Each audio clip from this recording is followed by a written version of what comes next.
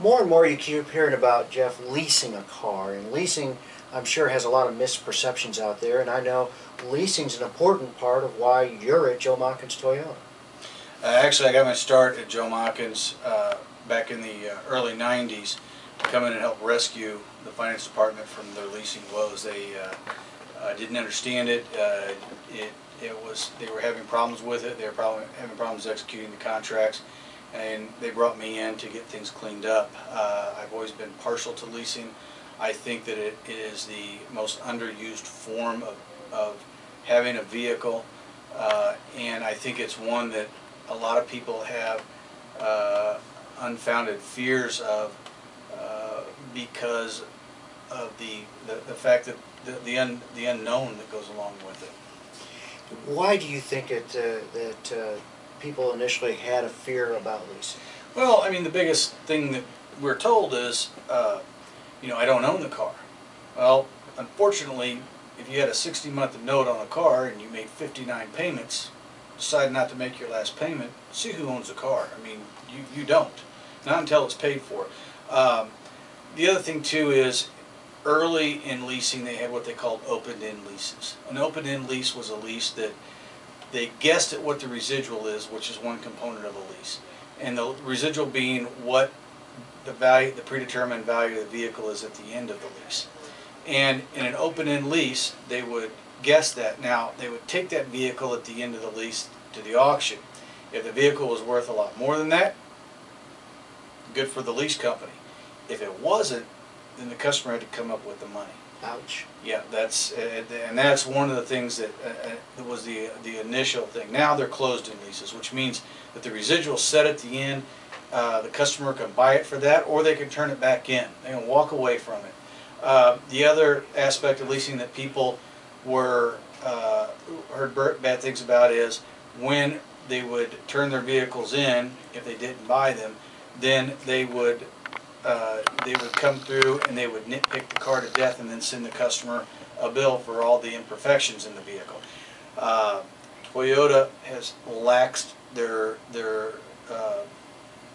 dings for vehicles now. They're a lot less stringent on what they charge a customer for. Obviously, if there's a big dent in the car, the customer's got to make the car right. Or if equipment's not operating, it has to be in operating condition. Tires have to be, drivable.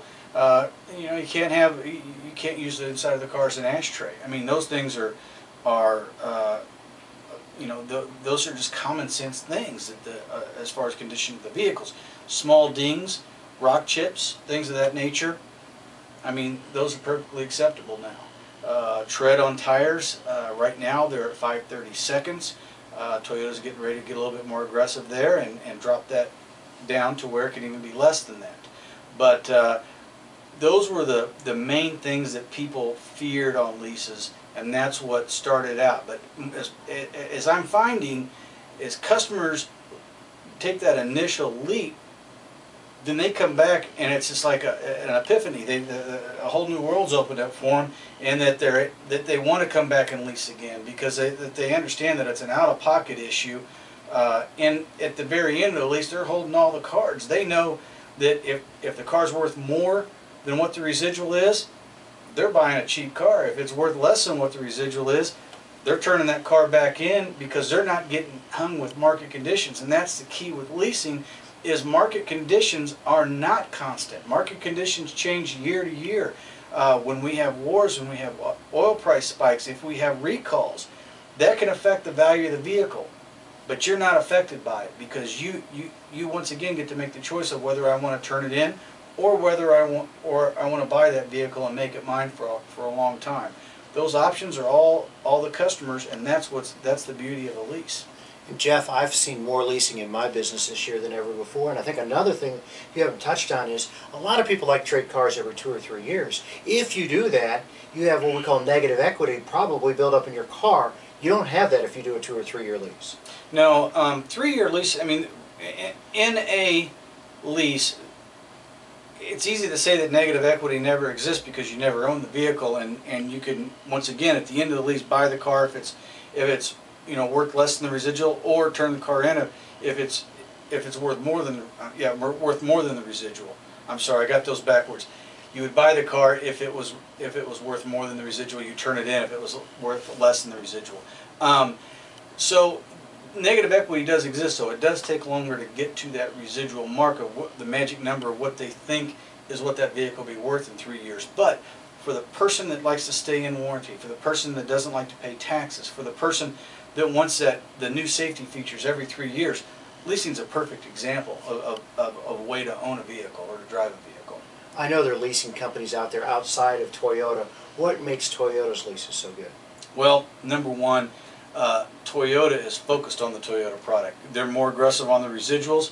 They run rate specials, and right now the one thing that Toyota is concentrating on, there are more aggressive programs in leasing on more vehicles than there is special financing or sub-vein financing.